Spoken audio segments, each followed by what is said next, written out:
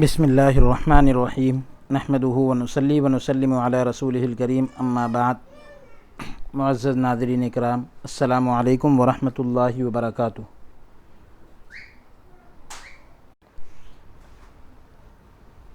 باب العلم انواریہ educational society اور جامعہ انواریہ کے زیر اہتمام تصوف کی اہم کتاب ہشت بہشت کا سلسلہ وار درس جاری ہے، اور اس میں کتاب اسرار الاولیاء کی 7 فصلیں الحمدللہ ہم مکمل کر چکے ہیں۔ آج فصل ہشتم یعنی 8ویں فصل کا آغاز ہے۔ سخن در ذکر خرقہ و فقر وغیرہ افتادہ بود، یعنی بزرگوں کی طرف سے جو لباس خاص قسم کا عنایت ہوتا ہے اس کے بارے میں کچھ ذکر ہے، اور درویشی کے بارے میں کچھ ذکر ہے۔ جب پائیبوسی کا درس شرف حاصل ہوا، قدم کو چومنے کا موقع ملا، تو اصحاب صوفیہ حاضر خدمت تھے۔ صوفیوں کی ایک جماعت خدمت میں حاضر تھی۔ زبان مبارک سے فرمایا کہ گودڑی اور صوف انبیاء کا لباس ہے، یعنی اون جو ہے نبیوں کا لباس ہے۔ پس اے درویش، یہ لباس اس شخص کے لیے جائز ہے جس کا ظاہر و باطن بری صفات سے خالی ہو، جس کا اندر اور باہر جو ہے بری عادتوں سے خالی ہو، اس لیے کہ صوفی وہ شخص ہے جس میں دنیاوی یا بشری یعنی انسانی کسی قسم کی آلائش یا قدورت نہ ہو، یعنی گندگیاں یا میلاپن نہ ہو۔ پھر فرمایا کہ اے درویش، پیغمبر خدا صلی اللہ علیہ وآلہ وسلم سے روایت کی گئی ہے کہ گودڑی اور صوف کا پہننا انبیاء علیہ السلام کی سنت ہے، یعنی گودڑی کا اور اون کا پہننا انبیاء علیہ السلام کی سنت ہے۔ جس وقت انبیاء اور اولیاء میں سے کسی کو کوئی ضرورت یا حالت پیش آتی تو فوراً گودڑی کندھوں پر ڈال کر صوف کو سامنے رکھ کر، یعنی اس اون کو سامنے رکھ کر بارگاہ الہی میں مناجات کرتے، خدا کی بارگاہ میں جو ہے مناجات کرتے، اللہ تبارک و تعالیٰ سے خاص راز کی باتیں کرتے، اور گودڑی صوف کو شفیع بناتے، یعنی اون کو جو ہے سفارشی بناتے، تو حق تعالیٰ نے فوراً اس مہم کو سرانجام کرتا، حق تعالیٰ جو ہے فوراً اس مہم کو یعنی اس کام کو سرانجام کرتا، یعنی پورا کرتا۔ بعد ازاں اسی موقع کے مناسب فرمایا، اس کے بعد آپ نے اس موقع کی مناسبت سے فرمایا کہ اے درویش، یہ خوب نقل ہے کہ خرقہ پہننا انبیاء علیہ السلام اور ان کے تابعین کی سنت ہے۔ تو یہ کتنی پیاری نقل ہے کہ آج انبیاء اور ان کے پیروکار کی سنت کو جو ہے ہم اپنا رہے ہیں۔ پھر فرمایا یعنی ہم ان کی نقل کر رہے ہیں۔ پھر فرمایا کہ ایک مرتبہ بغداد میں مسجد کیف کے اندر خواجہ ذوالنون مصری رحمۃ اللہ علیہ اور صوفی جمع ہوئے، یعنی دوسرے اور صوفی حضرات جمع ہوئے۔ خرقے کے بارے میں سوال کیا گیا کہ اس کی اصل کہاں ہے۔ خرقے کے بارے میں پوچھا گیا کہ اس کی اصل کہاں سے ہے، کس نے پہلے شروع کیا۔ سب سوچنے لگے، جب کوئی جواب نہ دے سکا تو حضرت خواجہ عبداللہ سہل تستری رحمۃ اللہ علیہ نے فرمایا کہ بعض مشائخ کی روایت کے مطابق خرقے کی ابتدا حضرت ابراہیم خلیل اللہ صلوات اللہ علیہ سے ہوئی، حضرت ابراہیم خلیل اللہ علیہ السلام سے اس کی شروعات ہوئی۔ پھر فرمایا کہ اے درویش، جس روز حضرت ابراہیم علیہ السلام کو ڈھینگلی میں رکھا گیا، یعنی کرین وغیرہ میں رکھا گیا کہ جس کے ذریعے سے ابراہیم علیہ السلام کو آگ میں ڈالا گیا، تو جیسے کنویں سے پانی نکالنے کا جو طریقہ ہوتا ہے، تو اسی طریقے سے کوئی چیز میں رکھ کر جو ہے ڈول وغیرہ میں رکھ کر یا کوئی ایسی چیز میں رکھ کر ابراہیم علیہ السلام کو آگ میں ڈالا جا رہا تھا۔ تو جب اس کے اندر رکھا گیا تو حضرت جبرائیل علیہ السلام نے بہشتی خرقہ لا کر پہنایا، جنتی لباس لا کر پہنایا۔ بعد ازاں اس کے بعد وہی خرقہ علی ترتیب یعنی ترتیب کے مطابق حضرت اسحاق، حضرت یعقوب اور حضرت یوسف علیہ السلام کو پہنایا گیا۔ لیکن بعض یوں روایت کرتے ہیں، کچھ حضرات یہ اس طرح نقل کرتے ہیں کہ جب یوسف علیہ السلام کے بھائیوں نے آپ کو کنویں میں ڈالا تو جبرائیل علیہ السلام نے تعویذ لا کر آپ کے گلے میں ڈالا، مگر محقق کہتے ہیں کہ وہ خرقہ اللہ تعالیٰ کی طرف سے ہے۔ تحقیق کرنے والے یہ کہتے ہیں کہ کہ وہ لباس اللہ تعالیٰ کی طرف سے ہے۔ بس جو شخص بے خرقہ، بے مقراض، بغیر خرقے کے، بغیر کسی لباس کے، بغیر قینچی کے، بے صحت یعنی بغیر صحت کے، اور بے ارادت، بغیر مرید بنے کسی کو جو ہے مرید بناتا ہے تو وہ گمراہ ہوتا ہے، نہ کہ مرید۔ پھر فرمایا کہ جو خرقے اور مقراض کا منکر ہے، انکار کرتا ہے، وہ مشائخ طبقات کے نزدیک زندیقی ہے، یعنی وہ جو ہے بے دین ہے، بد دین ہے، یعنی ملحد ہے۔ تو صدیقی اے درویش یعنی میرے دوست اے درویش، ہمارے خواجگان کے نزدیک، ہمارے بزرگوں کے نزدیک خرقے کی اصل اللہ تعالیٰ سے ہے۔ اصل یہ سلسلہ اللہ رب العالمین کی طرف سے چل رہا ہے، اور وہ اس طرح کہ جب معراج کی رات حضرت صلی اللہ علیہ وآلہ وسلم کو خرقہ عطا ہوا تو ساتھ ہی فرمان ہوا کہ اپنے اصحاب میں سے اس کو یہ خرقہ عطا کرنا، اپنے ساتھیوں میں سے اس کو یہ خرقہ عطا کرنا، اور خلیفہ بنانا جو اس کا جواب یہ دے۔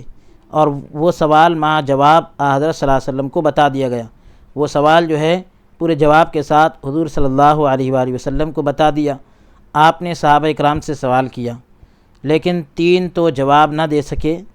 آخر حضرت علی کرم اللہ وجہہ الکریم نے جواب میں عرض کی کہ اگر مجھے خرقہ عطا ہو تو میں لوگوں کی عیب پوشی کروں گا۔ بس رسول خدا صلی اللہ علیہ وسلم نے وہ خرقہ حضرت علی کرم اللہ وجہہ کو عطا فرمایا،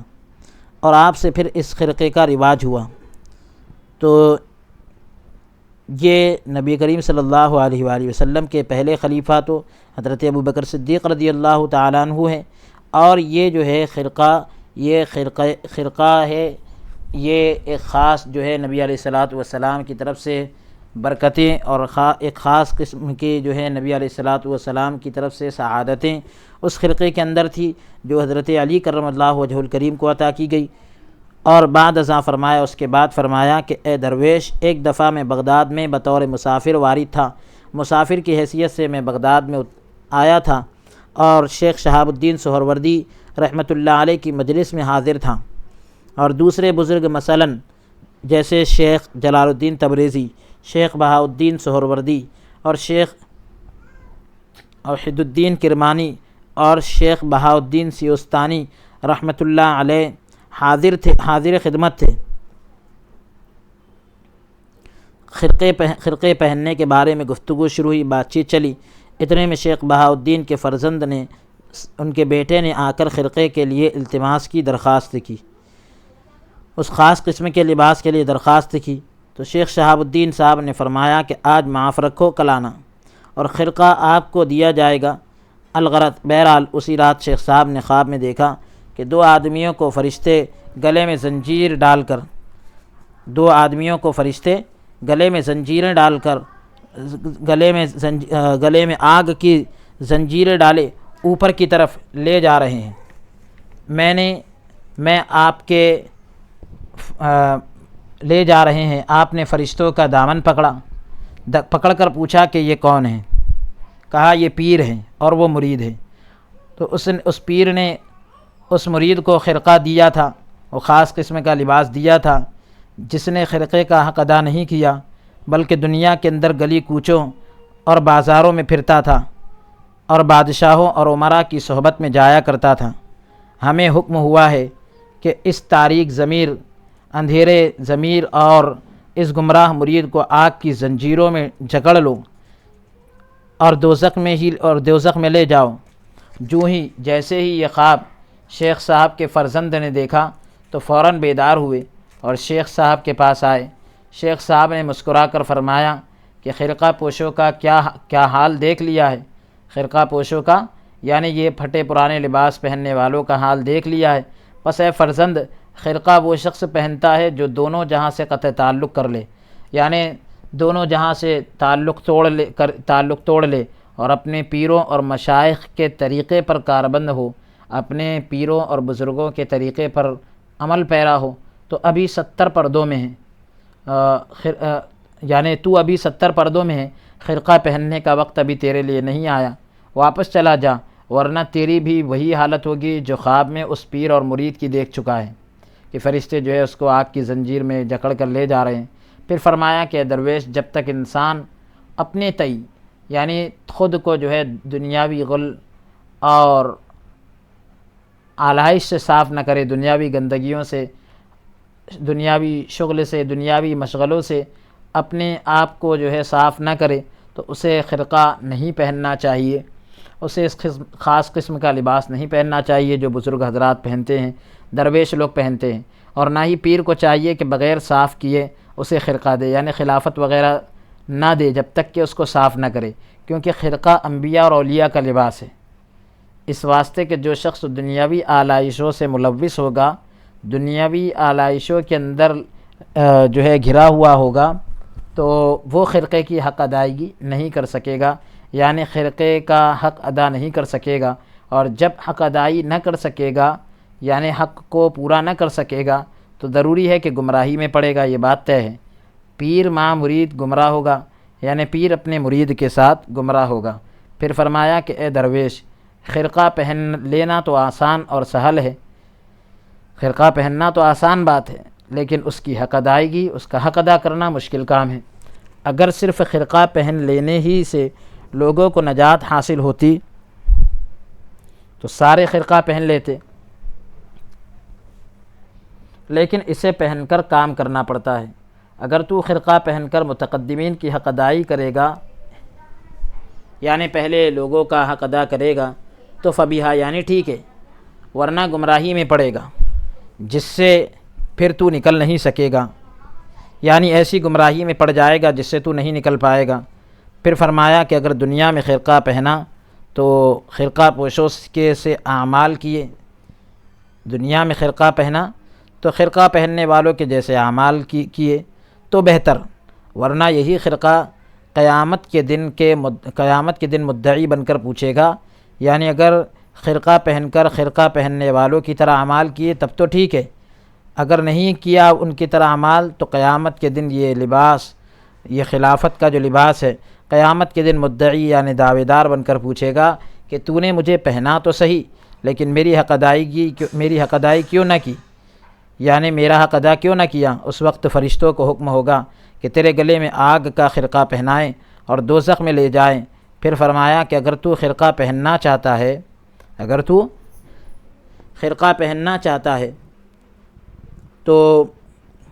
اللہ تعالیٰ کی رضامندی کی خاطر پہن، اللہ کو خوش کرنے کے لیے پہن، نہ کہ خلقت کے دکھانے کے لیے، لوگوں کو دکھانے کے لیے مت پہن تاکہ وہ تیری عزت کریں،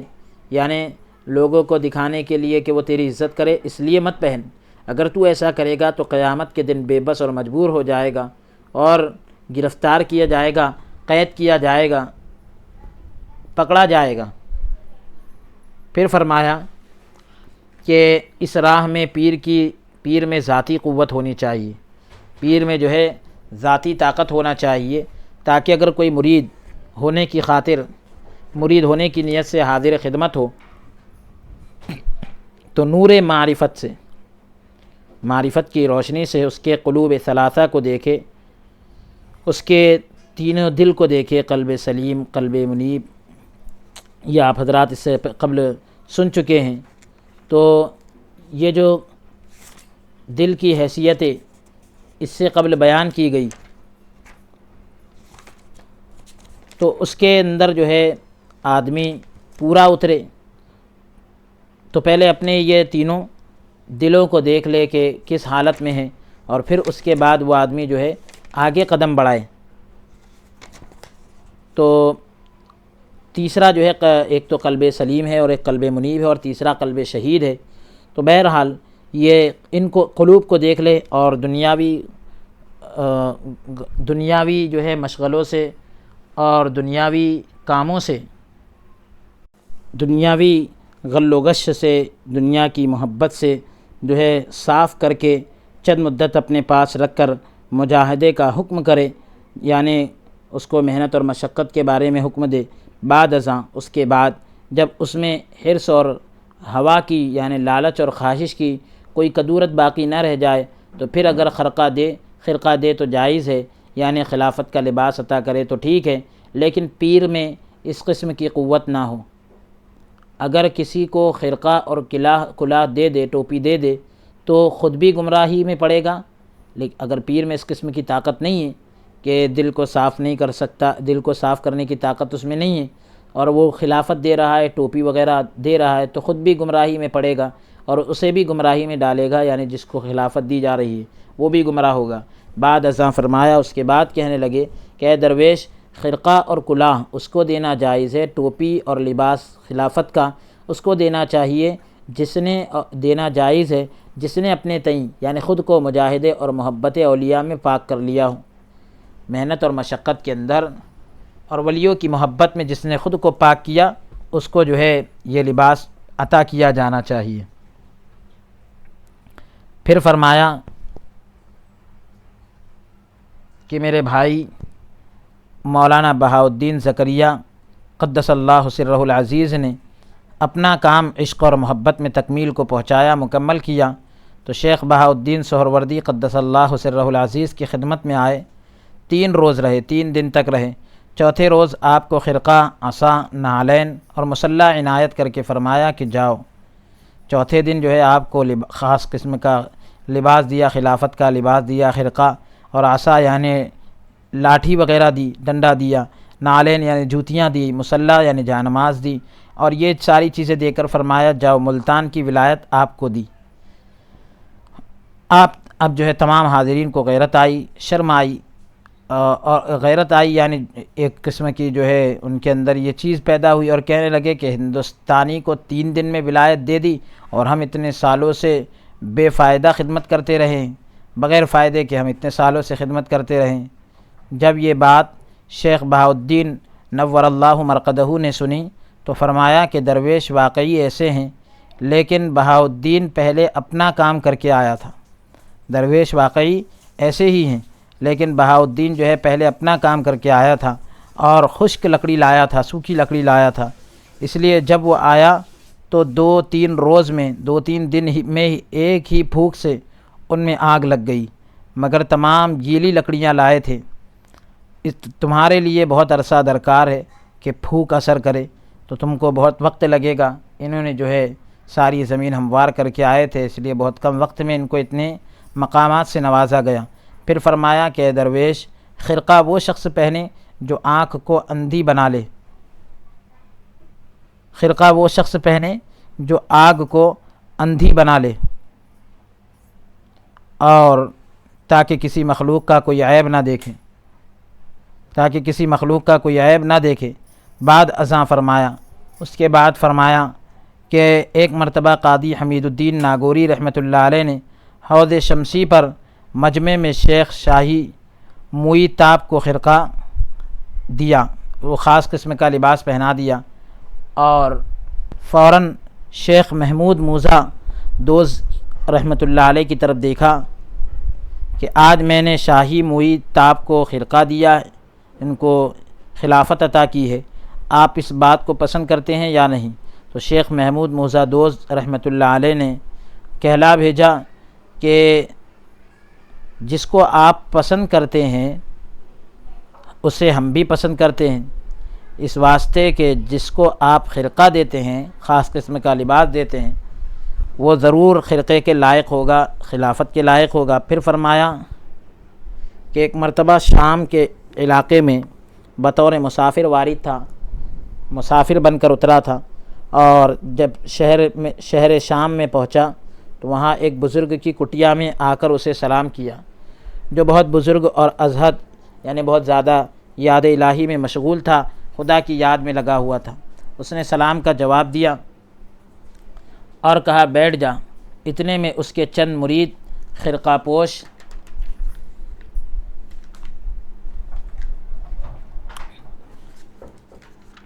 آ گئے اور آداب بجا لائے، یعنی ادب کے ساتھ آئے۔ پھر ایک اور درویش آ کر بیٹھ گیا۔ پھر اس بزرگ نے فرمایا کہ میں اس بزرگ کو خرقہ دینا چاہتا ہوں، کیا تم راضی ہو؟ تو سب نے آداب بجا لا کر عرض کی، پورے ادب کے ساتھ کہا کہ جو آپ کے پسند ہے وہ ہماری بھی پسند ہے، جو آپ کو پسند ہے وہ ہمیں پسند ہے۔ پھر درویش اپنے اپنے حوال کی نسبت گفتگو کرنے لگے، بات چیت کرنے لگے۔ اتنے میں اس درویش نے جسے خرقہ عطا ہونے والا تھا بن پوچھے یاروں کی مخالفت کی کچھ بات کی، بغیر پوچھے یاروں دوستوں کی مخالفت کی کچھ بات کی۔ آپ اٹھ کر نماز میں مشغول ہوئے، نماز سے فارغ ہو کر فرمایا کہ اس درویش کو واپس بھیج دو، کیونکہ یہ خرقے کے لائق نہیں، خلافت کے لائق نہیں، بلکہ یہ مخالف اور جھوٹا ہے۔ ایسے شخص کو خرقہ نہیں دینا چاہیے جو مخالفت کرتا ہے اور مخالفت کی باتیں کرتا ہے اور جھوٹا ہو، ایسے شخص کو خلافت نہیں دینا چاہیے۔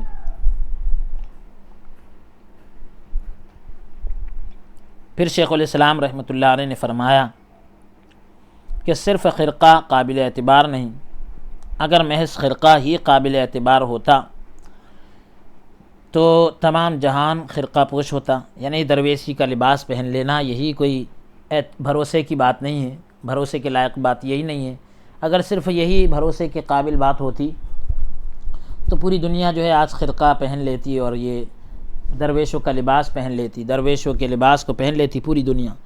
بلکہ خرقہ پوش ہونے کی وجہ سے قابل اعتبار ہوتا ہے، ایک وجہ ہے یہ قابل اعتبار ہونے کی، لیکن یہی محض خرقہ ہی قابل اعتبار ہو ایسا نہیں ہوتا۔ پھر فرمایا کہ جب معراج کی رات رسول کریم صلی اللہ علیہ وآلہ وسلم نے خرقہ پہنا تو فرمان الہی ہوا کہ اے محمد صلی اللہ علیہ وسلم، یہ نہ سمجھنا کہ تجھے اس خرقے کے سبب شرف حاصل ہے، بزرگی حاصل ہے، اور یہ کہ تیری عظمت و شرف کے لیے یہ خرقہ تجھے عطا ہوا ہے، بلکہ اس لیے دیا گیا کہ خرقہ تیری وجہ سے معتبر ہو جائے۔ سبحان اللہ۔ حضور علیہ الصلاۃ والسلام کو یہ خرقہ اور لباس اس لیے دیا گیا کہ حضور اگر اس لباس کو زیب تن فرما لے تو حضور کے پہننے کی وجہ سے اب خرقہ جو ہے معتبر ہو جائے۔ پس اے درویش، جو شخص خرقہ پہن کر خرقے کا حق ادا نہ کرے، نہ وہ شخص قابل اعتبار ہے اور نہ وہ خرقہ۔ تو پتہ یہ چل رہا ہے کہ خرقہ پہن کر اگر خرقے کا حق ادا نہ کیا تو وہ شخص قابل اعتبار نہیں، اور اس سے یہ پتہ چل رہا ہے کہ خرقے کے اندر وہ کمال نہیں ہے۔ ہاں، اگر خرقہ پہن کر خرقے کا حق ادا کر رہا ہے تو پھر وہ شخص بلندیوں پر پہنچتا ہے، قابل اعتبار ہوتا ہے۔ پھر فرمایا کہ خواجہ جنید بغدادی علیہ الرحمہ فرماتے ہیں کہ اگر خرقے کا اختیار ہوتا تو آگ اور لوہے کا بنایا جاتا، اگر خرقے کا اختیار ہوتا یعنی اس کو پسند کرنے کا اختیار ہوتا تو آگ اور لوہے کا بنایا جاتا، لیکن ہر روز ہر دن ہمارے سر میں یہی ندا آتی ہے، آواز آتی ہے ہمارے راز کے اندر کہ خرقے کا کوئی اعتبار نہیں۔ قیامت کے دن کئی ایسے خرقہ پوش بھی ہوں گے، ایسے درویشوں کا لباس پہننے والے بھی ہوں گے جن کے گلے میں آگ کے خرقے پڑے ہوں گے، آگ کے لباس پہنائے جائیں گے، اور جو شخص خرقے کا کام کریں گے تو انہیں بہشت میں بھیجا جائے گا، یعنی خرقے پہن کر خرقے کے مطابق عمل کریں گے اور اس کا حق ادا کریں گے تو پھر ان کو جو ہے جنت میں بھیجا جائے گا۔ بعد ازاں فرمایا، اس کے بعد کہا کہ ایک روز خواجہ داؤد طائی رحمۃ اللہ علیہ بیٹھے تھے کہ ایک قبا پوش قبا پہن کر ایک شخص جو ہے آپ کی زیارت کو آیا اور آداب بجا لا کر آپ کی زیارت کو بیٹھ گیا۔ آپ بار بار دیکھتے اور مسکراتے، آخر جو ہے حاضرین مجلس کی طرف مخاطب ہو کر فرمایا کہ جو بات خرقہ پوشوں میں ہونی چاہیے وہ اس خرقہ پوش میں نہیں میں پاتا ہوں، جو بات خرقہ پوشوں میں یعنی یہ فقیروں کے لباس پہننے والوں میں جو بات، فقیری کا لباس پہننے والوں میں جو بات ہونا چاہیے وہ جو ہے میں اس کے اندر پاتا ہوں۔ بعد ازاں فرمایا، اس کے بعد کہنے لگے کہ شیخ الاسلام رحمۃ اللہ علیہ نے آپ دیدہ ہو کر فرمایا، آنکھوں میں آنسو بھر کر فرمایا کہ جس وقت خرقہ پوشوں کا گروہ، جس وقت جو ہے خرقہ پہننے والوں کا گروہ، ان کا یہ لشکر سماع میں، عالم سماع میں خرقہ پھاڑتا ہے، یعنی سماع کی محفل میں جو ہے، سماع کے عالم میں جو ہے خرقے کو، لباس کو پھاڑتا ہے، اور آشنائی کے سمندر میں یعنی جو جاننے کا اور معرفت کا جو سمندر ہوتا ہے تو اس میں شنادری کرتا ہے، یعنی اس میں جو ہے شناوری کرتا ہے، یعنی آشنائی کے سمندر میں جو ہے اس طریقے سے یہ کام کرتا ہے تو دوست کے اشتیاق میں، دوست کے شوق میں ایسا مستغرق ہوتا ہے کہ عالم حیات کا، دنیا کی کائنات کے عالم کا جو ہے ذرہ بھر بھی اس میں نہیں رہتا، اور محبت کی کٹھالی میں اس طرح گلتا ہے کہ اس کا نام و نشان تک باقی نہیں رہتا۔ یعنی جس میں جو چیز گھل جاتی ہے تو اب اس کے اندر، بھٹی کے اندر ایسا گل جاتا ہے کہ اس کا نام و نشان تک باقی نہیں رہتا۔ بس اس وقت رشک اور غیرت کے سبب، خرقہ پوش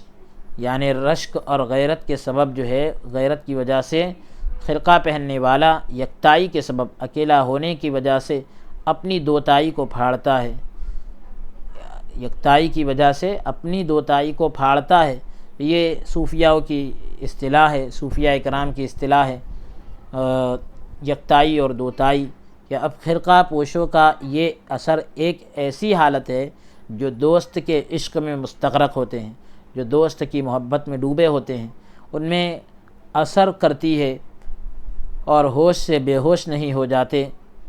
پھر شیخ الاسلام نے آپ دیدہ ہو کر یہ شعر پڑھا، آنکھوں میں آنسو بھر کر یہ شعر زبان مبارک سے فرمایا، خرقہ پوشان محبت را دوتائی چاک زد، یعنی محبت کی جو خرقہ پہننے والے ہیں تو وہ جو ہے خرقہ پہننے والے لوگ جو ہے محبت کے کو اس طریقے سے آپ نے جو ابھی سنا کہ دوتائی کی وجہ سے وہ پھاڑ دیتے ہیں، اپنی دوتائی کو پھاڑ دیتے ہیں، دوتائی کو پھاڑ دیتے ہیں۔ اب بعد ازاں فرمایا، اس کے بعد فرمایا کہ ایک درویش زمین پر پڑا کہہ رہا تھا کہ درویشی اس بات کا نام ہے کہ جو کچھ اسے دن کو ملے رات کو ایک پیسہ بھی نہ بچائے۔ درویشی اس کو کہتے ہیں کہ جو کچھ ملے دن میں ملے تو رات میں اس میں سے ایک پیسہ بھی نہ بچائے، اگر رات کو ملے تو دن کے لیے کچھ نہ رکھے، اس کا نام درویشی ہے۔ تو سب کا سب راہ خدا میں صرف کر دے، پورا کا پورا اللہ عز و جل کی راہ میں خرچ کر دے۔ درویشی اس بات کا نام نہیں کہ لنگوٹ باندھے یا چمڑا پہنے، لنگوٹ وغیرہ باندھنے کو یا چمڑا پہننے کو درویشی نہیں کہتے، یعنی پھٹے پرانے لباس اور جیسے پیوند لگے ہوئے لباس پہننے کو درویشی نہیں کہتے، اور ایک لقمے کی خاطر، ایک نوالے کی خاطر در بدر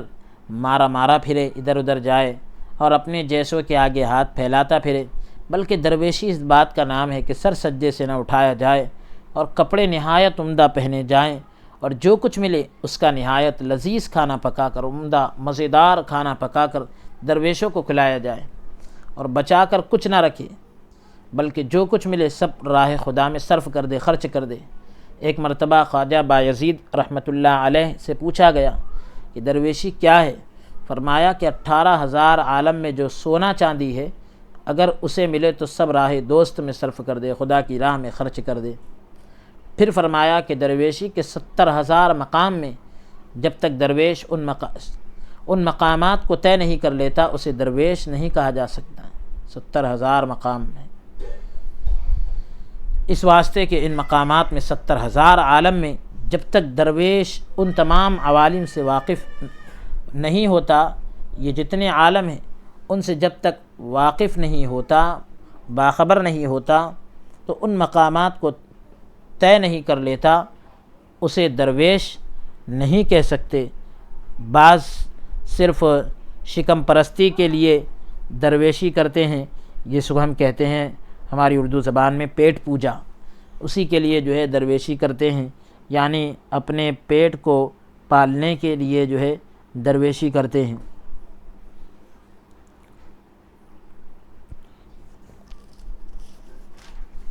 پھر فرمایا کہ درویشی کا ہر ایک مقام خوف اور امید سے خالی نہیں ہوتا، درویشی کا ہر ایک مقام خوف اور امید سے خالی نہیں ہوتا، ڈر سے اور امید سے خالی نہیں ہوتا۔ ہر ایک مقام پر جو مصیبت نازل ہوتی ہے وہ اس کی آزمائش کے واسطے ہوتی ہے، وہ اس کی آزمائش کے لیے ہوتی ہے۔ اگر وہاں سے ذرہ بھر تجاوز کرے، تھوڑا سا بھی آگے بڑھ جائے تو پھر اسے مرتبہ حاصل نہیں ہوتا۔ لیکن جو شخص مصیبتوں میں صبر کرنے والا اور خوش 18,000 عالم سے گزر جائے، یعنی صبر بھی کرے اور خوش ہو کر جو ہے مصیبتوں کے اندر 18,000 عالم سے گزر جائے تو اس کا کام دوبالا ہو جاتا ہے، اس کا کام بڑھ جاتا ہے، ڈبل ہو جاتا ہے۔ ایسے شخص کو سلوک کے مذہب میں درویش کہتے ہیں۔ پھر فرمایا کہ 70,000 مقامات میں جو درویش کو طے کرنے پڑتے ہیں، 70,000 مقامات جو درویش کو طے کرنے پڑتے ہیں، پار کرنا پڑتے ہیں، وہاں تک جانا پڑتا ہے، تو ان میں سے پہلے ہی مقام پر یہ کیفیت طاری ہوتی ہے تو ہر روز 5 وقت کی نماز عرش کے گرد کھڑا ہو کر ساکنان عرش کے ہمراہ ادا کرتا ہے۔ پہلے ہی دن یہ کیفیت طاری ہو جاتی ہے، پہلے ہی مقام پر، کہ وہ 5 وقت کی نماز عرش کے آس پاس جو لوگ کھڑے ہیں، عرش پر جو لوگ رہتے ہیں ان کے ساتھ جو ہے وہ عرش کے پاس کھڑے ہو کر نماز پڑھتا ہے۔ تو جب وہاں سے آتا ہے تو ہر وقت اپنے آپ کو خانہ کعبہ میں دیکھتا ہے، اور جب وہاں سے آتا ہے تو تمام جہان کو یعنی پوری دنیا کو اپنی 2 انگلیوں کے مابین دیکھتا ہے، اپنی 2 انگلیوں کے درمیان دیکھتا ہے۔ بس اے درویش، یہ درویش کی ابتدائی حالت ہے، شروعات کی حالت ہے۔ جب وہ 70,000 مقام طے کر لیتا ہے، 70,000 مقام طے کر لیتا ہے تو پھر اس کی کیفیت عقل و فہم میں، عقل اور سمجھ میں نہیں آ سکتی۔ اس میں غیر کی گنجائش نہیں، اس میں غیر کی گنجائش نہیں، اور یہ ایک بھید مولا اور بندے کے درمیان ہے۔ یہ ایک راز ہے جو اللہ اور بندے کے درمیان ہے، جس کو کھول کر کوئی نہیں بیان کر سکتا، صرف اللہ تعالیٰ ہی جانتا ہے۔ پھر شیخ الاسلام نے نعرہ مار کر یہ مثنوی زبان مبارک سے ادا فرمائی: چو درویش را کار۔ پھر اس کے بعد پوری اخیر رباعی مثنوی پڑھی فارسی کے اندر۔ اس کے بعد فرمایا، بعد ازاں فرمایا کہ ایک مرتبہ خواجہ بایزید بسطامی علیہ الرحمہ کی آنکھوں سے عالم شوق اور اشتیاق میں خون جاری ہوا۔ حضرت خواجہ بایزید بسطامی علیہ الرحمہ کی آنکھوں سے عالم شوق اور اشتیاق میں خون جاری ہوا۔ جب اس حالت سے افاقہ ہوا، آرام ملا، تو فرمایا کہ دوست تجھ پر رہتا ہے، عرش کو للکارا۔ جب اس حالت سے ہو، یعنی حضرت خواجہ بایزید بسطامی علیہ الرحمہ کی آنکھوں سے جو ہے عالم شوق کے اندر خون جاری ہے، جب ہوش میں آئے تو فرمایا کہ دوست جو ہے تجھ پر رہتا ہے، عرش کو للکارا، الرحمن علی العرش استویٰ، یعنی اے عرش، یعنی اسے عرش کہتے ہیں، یعنی اے عرش کہتے ہیں کہ دوست تجھ پر رہتا ہے۔ تو عرش نے کہا کہ اے بایزید، اس بات کا کون سا موقع ہے، کون سی جگہ ہے؟ مجھے بھی کہتے ہیں کہ حق تعالیٰ تیرے دل میں رہتا ہے۔ یعنی حضرت بایزید بسطامی رحمۃ اللہ علیہ عرش سے کہہ رہے ہیں کہ خدا یہاں رہتا ہے، اور عرش کہہ رہا ہے کہ ہم نے سنا ہے کہ خدا تیرے دل میں رہتا ہے۔ تو اے بایزید، بہت تیرے آسمان کے رہنے والے، بہت سے آسمان کے رہنے والے دل رہنے والے ایسے ہیں جو اہل زمین سے حق تعالیٰ کا پتہ پوچھتے ہیں، زمین والوں سے اللہ تعالیٰ کا پتہ پوچھتے ہیں، اور بہت سے اہل زمین ایسے ہیں، یعنی زمین والے ایسے ہیں جو اہل آسمان سے حق تعالیٰ کا پتہ پوچھتے ہیں۔ تو کچھ زمین والے ایسے ہیں جو آسمان والوں سے اللہ کا پتہ پوچھتے ہیں، کچھ آسمان کے لوگ ایسے ہیں کہ زمین والوں سے اللہ کا پتہ پوچھتے ہیں۔ بعد ازاں اس کے بعد فرمایا کہ اس بات سے اصلی مقصود یہ ہے کہ تجھے درویشی کا مرتبہ معلوم ہو جائے۔ اس بات کا اصل مقصد کیا ہے کہ تمہیں درویشی کا مقام اور مرتبہ معلوم ہو جائے، پتہ چل جائے۔ یعنی درویش ایسے مرتبے پر پہنچ جاتا ہے کہ ایک ہی قدم میں عرش کے تلے اور اوپر پہنچ جاتا ہے۔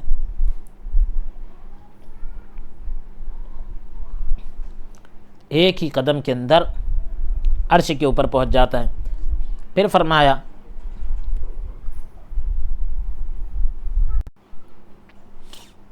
کہ ایک مرتبہ میرے بھائی جلال الدین تبریزی، نجم الدین منامی، قاضی بداؤ کے گھر کے پاس سے گزرے اور پوچھا کہ قاضی صاحب کیا کر رہے ہیں؟ نوکروں نے کہا کہ اس وقت نماز ادا کر رہے ہیں۔ قاضی صاحب کے گھر کے پاس سے گزرے، جلال الدین تبریزی، نجم الدین منامی، قاضی کہ قاضی صاحب کے گھر کے پاس سے گزرے اور پوچھا کہ قاضی صاحب کیا کر رہے ہیں؟ تو نوکروں نے کہا کہ اس وقت نماز ادا کر رہے ہیں۔ فرمایا کہ قاضی صاحب کو نماز ادا کرنی آتی ہے، یعنی ان کو نماز پڑھتے آتی ہے۔ جب یہ بات قاضی صاحب نے سنی تو فوراً آپ کی خدمت میں حاضر ہوئے اور کہا کہ یہ کیا بات آپ نے فرمائی؟ تو فرمایا کہ بے شک ٹھیک کہا، اس واسطے کہ علماء کی نماز اور ہے اور فقراء کی اور، علماء کی نماز الگ اور فقراء کی نماز الگ، یعنی نماز پڑھنے کے جو آداب ہے اور جو ارکان وغیرہ ہے یہ تو ایک ہی ہیں، لیکن علماء کی جو توجہ ہوتی ہے نماز میں، اللہ سے جو قرب ہوتا ہے وہ کچھ اور ہوتا ہے، اور فقراء کے قرب کا معاملہ کچھ اور ہوتا ہے۔ تو ہر ایک کے قربت کا جو انداز ہے وہ مختلف ہوتا ہے۔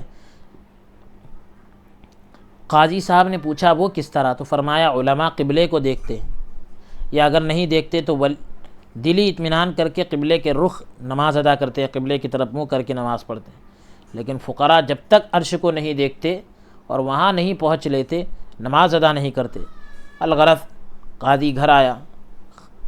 خواب میں دیکھا کہ واقعی شیخ جلال الدین عرش کے اوپر مصلی بچھائے نماز میں مشغول ہے، نماز ادا کر رہے ہیں۔ یہ دیکھ کر بیدار ہوا اور شیخ صاحب کی خدمت میں آ کر معافی مانگی۔ تو شیخ صاحب نے فرمایا کہ نجم الدین، یہ جو عرش پر نماز ادا کرتے دیکھا ہے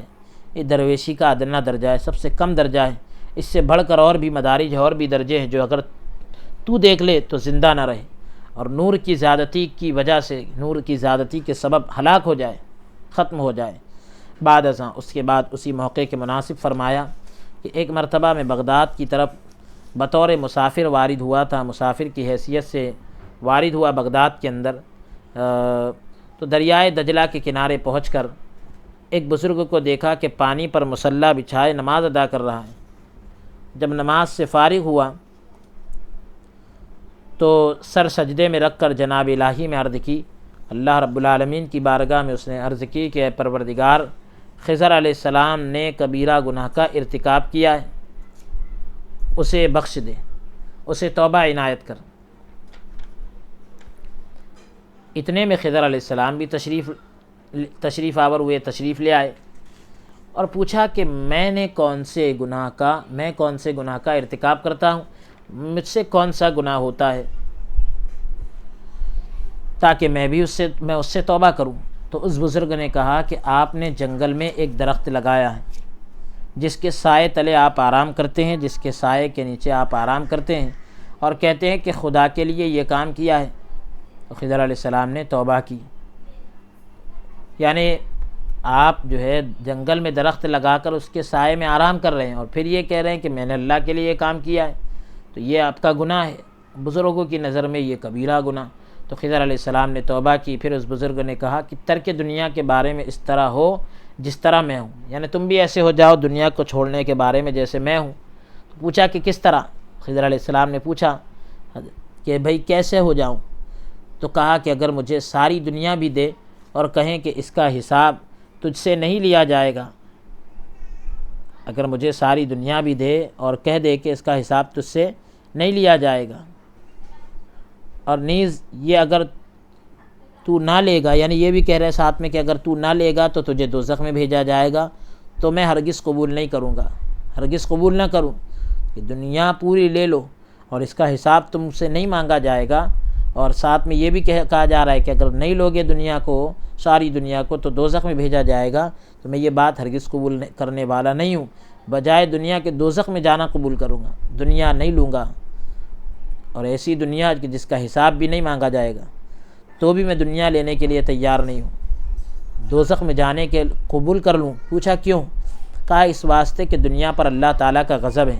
اسے اللہ تعالیٰ دشمن جانتا ہے، میں اس کے بجائے دوزخ قبول کرنے کو بہتر جانتا ہوں۔ پھر شیخ الاسلام نے فرمایا کہ میں نے نزدیک ہو کر سلام کیا، تو پاس آ کر سلام کیا، سلام کا جواب دے کر فرمایا کہ آ جاؤ۔ میرے دل میں خیال آیا کہ پانی سے کس طرح گزروں، تو یہ خیال آتے ہی رستہ ہو گیا، بس ایسا خیال آیا اور رستہ بن گیا، اور میں اس بزرگوار کے پاس جا پہنچا۔ اس بزرگ کیونکہ پانی پر نماز ادا کر رہے تھے تو میں ان کے پاس پہنچ گیا۔ تھوڑی دیر بعد میری طرف مخاطب ہو کر فرمایا کہ اے فرید،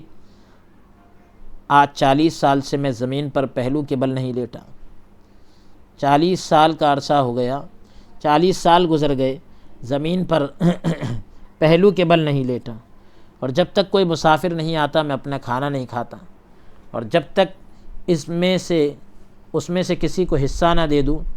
دے لوں مجھے چین نہیں پڑتا، مجھے سکون نہیں ملتا۔ اس واسطے کہ درویشی اس کا نام ہے کہ اپنے حصے میں سے دوسرے کو بھی دو، اپنے حصے میں سے دوسروں کو بھی دے۔ اتنے میں 2 پیالے آش اور 4 چپاتیاں عالم غیب سے نمودار ہوئی، ظاہر ہوئی، تو ایک پیالہ میرے سامنے رکھا اور ایک اپنے سامنے رکھا۔ ہم دونوں نے کھانا کھایا۔ جب رات ہوئی تو عشاء کی نماز ادا کر کے نفلی نماز شروع کی، اور نفل نماز شروع کر دی۔ میں بھی ہمراہ کھڑا ہوا، ساتھ میں کھڑا ہوا۔ 2 رکعت میں 4 مرتبہ قرآن شریف ختم کیا، قرآن شریف مکمل کیا۔ سلام کے بعد سر سجدے میں رکھ کر زار زار رو کر، بہت زیادہ رو کر جناب الہی میں یعنی اللہ کی بارگاہ میں عرض کی کہ اے پروردگار، میں نے ایسی عبادت نہیں کی جو تیری درگاہ کے لائق ہو، ایسی عبادت نہیں کی جو تیری بارگاہ کے لائق ہو، تاکہ میں بھی جانوں کہ میں نے کچھ کام کیا ہے، تاکہ مجھے بھی پتہ چلے کہ میں نے کچھ کام کیا ہے۔ بعد ازاں اس کے بعد جب صبح کی نماز ادا کی تو مجھے رخصت کیا۔ میں نے اپنے تئیں یعنی خود کو دریا کے کنارے پر کھڑا پایا، اور وہ بزرگ نظر سے اوجھل ہو گئے، نظر سے غائب ہو گئے۔ مجھے معلوم نہ ہوا کہ کہاں گیا۔ پھر شیخ الاسلام نے فرمایا کہ درویشی وہی تھی جو انہیں حاصل تھی، درویشی وہی تھی جو انہیں حاصل تھی، کہ دنیا سے سوائے ٹوٹے گھر کے اور کچھ ان کے پاس نہ تھا۔ دنیا کے اندر سے ان کو صرف ٹوٹا ہوا گھر ملا تھا، اور کچھ ان کے پاس نہیں تھا۔ جب رات ہوتی تو وہ پانی بھی گرا دیتے، اور دن رات محاسبے اور تجرید میں رہتے، دن رات محاسبے کے اندر لگے رہتے، یعنی اپنا حساب و کتاب کرتے، اور اس کے بعد یعنی ساری چیزوں سے خالی رہتے، ساری چیزوں سے الگ رہتے، لایانی چیزوں سے، لایانی باتوں سے الگ رہتے، علیحدگی اختیار کرتے۔ پھر فرمایا کہ ایک درویش نہایت بزرگ اور ملک و مال والا تھا، بہت زیادہ جائیداد والا تھا، بہت زیادہ مال والا تھا، سلطنت والا تھا۔ وہ کہا کرتا تھا کہ اگر قیامت کے دن مجھ سے پوچھا جائے گا کہ دنیا میں کیسے بسر کی، ملک کے مطلب یہ کہ یعنی بہت چیزوں کا مالک تھا اور بہت سے مال والا تھا، تو وہ کہتا تھا کہ اگر قیامت کے دن مجھ سے پوچھا جائے گا کہ دنیا میں کیسے بسر کی، دنیا میں زندگی کیسے گزاری، تو کہوں گا کہ تجرید سے، یعنی بالکل خلوت کے ساتھ تنہائی کے اندر میں نے رات یہ ساری چیزوں سے الگ تھلگ ہو کر رات گزاری۔ پھر فرمایا کہ پچھلے زمانے میں ایک بزرگ 20 سال عالم تحیر میں مشغول رہا، حیرت کے عالم میں 20 سال رہا، سال بھر کچھ نہ کھاتا پیتا، سال بھر کچھ نہ کھاتا نہ پیتا، یہ مراد ہے۔ اب جب سال کے بعد ہوش میں آتا تو جماعت خانے میں طاق کے اندر ایک کھجور پڑی تھی، اسے اٹھا کر چوس لیتا اور پھر اسے وہیں رکھ دیتا۔ اسی طرح 50 سال اسی ایک کھجور پر گزارا کیا جو پوری ختم نہ ہوئی تھی۔ اتنے میں اس بزرگ کا خاتمہ بالخیر ہو گیا، یعنی اس ایک کھجور کے اندر ہی 50 سال گزر گئے۔ یہ اللہ والوں کی باتیں ہیں۔ تو اہل اللہ کو روحانی غذا ملتی ہے، وہ اللہ کے ذکر کی برکت سے غذا حاصل کرتے ہیں۔ پھر فرمایا کہ ایک مرتبہ خواجہ بایزید بستامی قدس اللہ سرہ العزیز کا دامن محلے سے گزرتے وقت ایک کتے سے چھو گیا۔ ان کے جو دامن ہے، تو جب راستے سے گزر رہے تھے، ایک بستی سے گزر رہے تھے، تو ایک کتے سے ان کا دامن ٹچ ہو گیا، کپڑے کا جو دامن ہوتا ہے وہ ٹچ ہو گیا۔ تو خواجہ نے دامن لپیٹا، حضرت خواجہ بایزید بستامی رحمۃ اللہ علیہ نے اپنے دامن کو سمیٹ لیا، تو کتے نے زبان حال سے کہا، کتے کو گویائی کی صلاحیت اللہ نے عطا کی، اور کتا کہہ رہا ہے کہ اے خواجہ، مجھ سے دامن کیوں سمیٹ لیا؟ مجھ سے دامن کیوں سمیٹ لیا؟ میرے اور تیرے درمیان 3 پانی سے صلح ہو سکتی ہے، یعنی 3 مرتبہ پانی سے اگر یہ کپڑا دھویا جائے تو پاک ہو جائے گا، یہ ہماری اور تمہاری صلح ہو گئی، معاملہ صاف ہو گیا۔ اور مجھ میں ظاہر پلیدی ہے، مجھ میں ظاہری گندگی ہے، اگر تیرا دامن مجھ سے چھو جائے تو 3 مرتبہ دھونے سے پاک ہو سکتا ہے۔ اگر میرا دامن تمہیں لگے، یعنی ایک انسان کو لگتا ہے، وہ یہ بتلا رہا ہے کہ کتا یہ کہہ رہا ہے کہ میرا دامن تمہیں لگا تو 3 مرتبہ دھوگے تو پاک ہو جائے گا، کیونکہ یہ ظاہری گندگی ہے۔ اگر تمہارا دامن مجھ سے چھو جائے، لگ جائے تو 3 مرتبہ دھونے سے پاک ہو سکتا ہے۔ لیکن کہہ رہے ہیں کہ تیری پلیدی مجھ سے بدتر ہے، کیونکہ وہ باطن میں ہے۔ جو گندگی ہے وہ 1 مرتبہ 2 مرتبہ 3 مرتبہ دھونے سے نہیں جانے والی، باطنی گندگی ہے، تو لازم ہے کہ اس بد ذہنی کو چھوڑ دیں۔ اگر تو یعنی بد باطنی کو چھوڑ دے، لازم ہے کہ تو اس بد باطنی کو چھوڑ دے، یعنی باطنی برائی کو چھوڑ دے۔ اگر تو یعنی اندرونی برائی کو چھوڑ دے، کہ اگر تو 7 دریاؤں میں بھی اپنے تئیں دھووے، یعنی 7 سمندروں میں بھی 7 ندیوں میں بھی اپنے آپ کو دھو لے تو پاک نہیں ہو سکتا۔ اے خواجہ دیکھو،